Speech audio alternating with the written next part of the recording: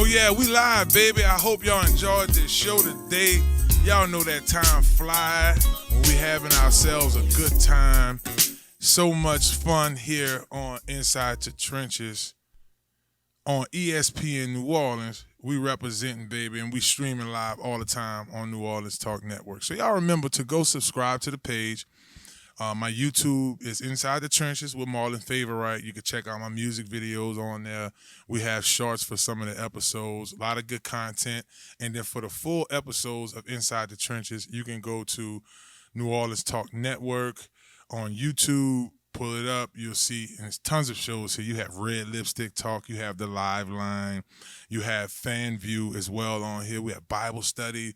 You can check out our show, and it's just a great time here at New Orleans Talk Network as well. And we want to thank our segment sponsor for this particular segment, Montero Motors, 1512 North Causeway Boulevard in Metairie. It's Metairie, Louisiana. I like to say Metairie. Metairie, Louisiana. Holla at Alberto, said, look, Alberto, I got a couple bucks on me. I'm trying to get me a nice whip. Big Face said he was going to hook me up. Alberto going to work the magic for you. And I'm more than sure you're going to ride off in one of the best used cars in the city. So y'all check out Montero Motors, 1512 North Causeway Boulevard. So this deal here is called Five with Fave. I'm going to try to get y'all these as much as possible. Is where I pick 5 storylines or 5 of my favorite stories or 5 players or whatever the case may be. I may have a guest on and we may ask them 5 questions. It's just 5 with Fave. Today I was talking with the fellas in the studio and we were trying to figure out exactly how we were going to do today's segment. And I didn't want to just say, hey, let's pick the 5 best players in the draft. We'll save that closer to the draft. I'll make that a 5 with Fave later. But I wanted to, as a former NFL interior defensive lineman, most of my time there, I played nose guard, played 3-tech, shade, the 2-eye. It was only a handful of times that I played defensive end. It was kind of like a little setup by Coach Giff out in Buffalo. Coach was like, all right, yeah, we just drafted a couple guys. Fade, we moving you to the end. You going to play full technique. And I'm like, hey, at LSU, I never played full technique. So that was the only time I was outside the trenches for a second. But I want to name my top 5 interior off defensive linemen over the years. Number 5 on my list goes to a guy by the name of Casey Hampton.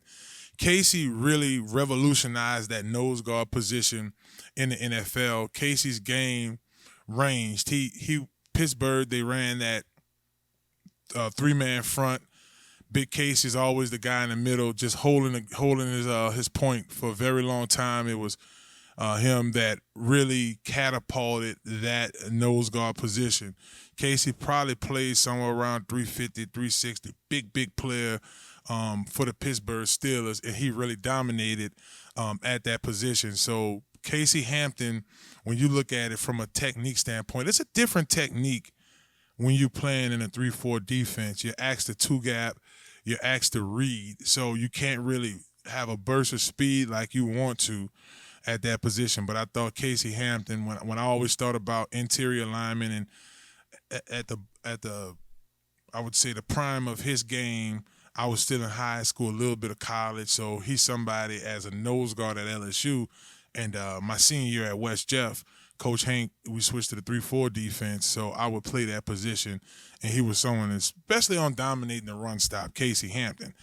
At number 4, I like that. Number 4.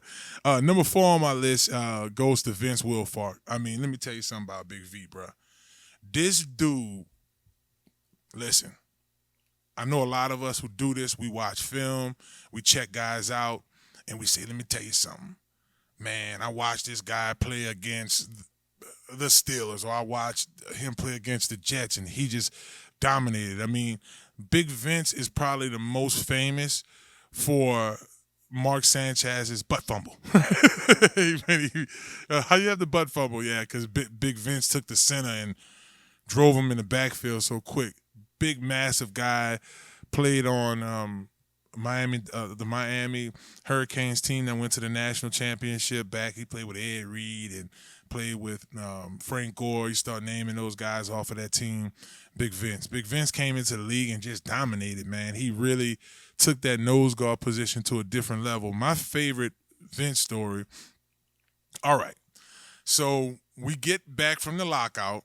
So everybody's been home. This is 2011. We at home for the lockout. So we get back to New England from the lockout, and we all had to do our weigh-in. So we went weighed in. After that we had to do all of the various drills, the 3-cone. Like Coach Belichick wanted to check us out all the way. He wanted to see if guys were still conditioned. He wanted to see if you could still do the short drills. So Big Vince and another guy I'll reveal because I got a story for him too. He's on this list. Big Vince gets on the scale 2 people before me. That scale read 360 plus. I think it was like 365. So I'm like, God, man, this dude big. We run the 3-cone drill. Oh, he had the fastest time. Mike, I ain't lying. Big V, boy, he could move. For a big man in this game, he does the thug thizzle. Of course, when he left the Patriots, he went to Houston. He was a staple on that nose guard. That's number 4 on my list, Vince Wilfork. I've never seen a man this big and that athletic. Good guy, too, and was a mentor of mine as well. Just the tidbits you need to be a big, dominant guy. He didn't shy away from sharing that information. Neither did the next guy on my list. Number 3. Number 3 on my list, Albert Hainsworth. I mean, Big Money Albert. Everybody remember Albert Hainsworth, his time at Washington. He did in Tennessee. He was just a dog in Tennessee, just constantly being a dominant force as an interior lineman in the NFL. Could fly around another big guy. His playing weight was like 340, 345 for the most part. But, boy, when we did that weigh-in in New England, oh, yeah, he tilted that scale at 370. I didn't say 70. I said 370. Yeah, he was big on it. Now, at the time, I ain't going to throw their weight out there and not throw mine. At the time, I was like 334. Coach Belichick was like, Marlon, yeah, we really want you to show up back here in New England after the lockout at about 334. Shouts out to Duke from the Duke Academy. Boy, we found out that morning that the lockout was off. Boy, me and Duke had to hurry up, knock that weight off me real quick at the show. I was about knocking on 340 when I was down there. It was easy. It was at home. It was lockout. We didn't know it was going to go back, and we didn't know when we was going to go back. But, again, Albert Hainsworth, somebody dominated. At that time, we had like 21 D linemen, all big names out in New England at the time. And Albert is just someone, in terms of an interior lineman, he dominated the 3-tech, the shade. He played with Coach Walsh as well. Coach Walsh coached me at Philly, and he had Albert at Tennessee, and he dominated, man. So Albert Hainsworth, for sure, number 3 on my list. Number 2 on my list. Now, this guy was previously number 1. This was by far my favorite defensive tackle to watch. This guy I met twice, once at NFL Network. We had something for the Super Bowl, and I met him for the Saints. When we went to the Super Bowl with the Saints, he was one of the commentators as well there. I was putting out some technique on my Conquer page, and this person commented, was like, nah, champ, that's not how you do it, or something like that. I'm like, hey, bro, whatever you say, bro. You one of the best dudes I ever seen do that. Warren Sapp, baby, is outside of my big brother Mel wearing number 99 at John Eric. Here's the second reason I wore the number 99 Warren Sapp. I mean, just a dominant force in the NFL. Fast 40-yard dash, and at his prime, he had that fast 40-yard dash. We talk about that Miami team. Coach Ed Orgeron, Coach Big Sapp there as well. Sapp was one of those players. I had a chance, because of Coach Ed Orgeron, to watch a lot of film on him. This was back when the Tampa Bay Buccaneers mainly wore orange uniforms.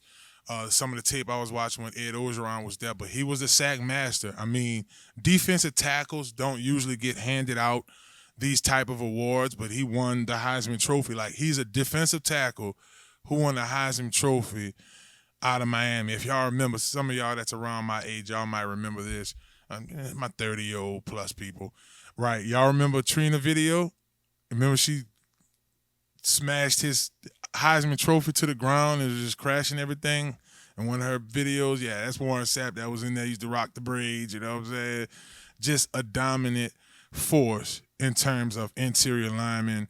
One of my favorite. I really want to call this 1A, 1B, but at the end of the day, I know we do have to hand this off to one person, and that one person I've talked about on this show way too many times. Aaron Donald. I mean, listen. Reggie White would be in this conversation, but Reggie White is technically a DN. And I'll do DNs with 5 with Fave another time. But I think when you look at just the pure speed, the build, the hands, the knowledge of the game, just knowing how to be aggressive and passive aggressive at the same time, having that ability to go speed to power, power to speed, those double moves that we do is all a lot of times like basketball players, we hit the Euro step in terms of our pass rush. I mean, when you look at dominant defensive linemen, you can't look past Aaron Donald. So that's 5 with Fave, baby. I just wanted to give y'all my 5 top interior linemen. Be sure to go to New Orleans Talk Network on YouTube. We'll have these highlights up. You can watch the video version of this so you can see these guys. If y'all don't remember, some of y'all listening, y'all like, Fave, we already know what it is with those boys you mentioned, but that's my top 5 defensive interior linemen of all time. I look forward to doing more lists like this, maybe the top in the past 10 years. This year, upcoming, we're going to continue to have fun with that. Well, I had fun with y'all. It was a blessing to hang out with y'all today. Thank y'all so much for listening to Inside the Trenches podcast. We really appreciate you guys tuning in. And remember, y'all can check this show out Monday through Friday on ESPN New Orleans from 6 to 8. Feel free to call in on Monday nights. Shouts out to our sponsor, UPT. Y'all can call in 800-998-1003 between 6 and 8 on Monday and talk to us. Let us know what y'all feel.